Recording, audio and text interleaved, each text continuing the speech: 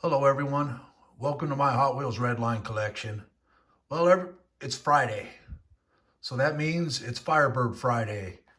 And I would like to thank Sean Stafford and Big Toy Box Review for coming up with this and having Firebird Fridays.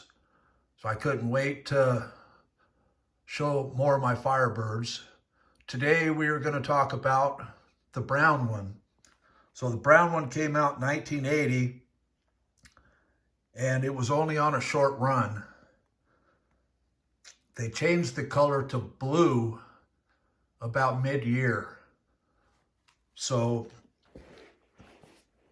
as you can see, now let's take just a minute, and if you like my videos and like my toy cars, I would really appreciate a like and subscribe. I just thought I'd throw that in there. Okay, back to the brown Firebird.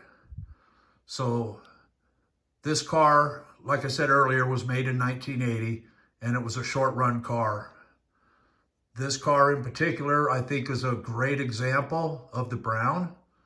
You can see on the front, no paint chips. The tampos are perfect. No chips on the side of the car, around the fenders. And see if I can get this to focus. But you can see there's no chips on the back. There's a little one right there. Perfect on the side.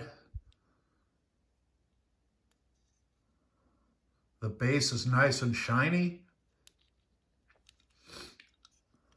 I think overall, this brown Firebird is a really nice example.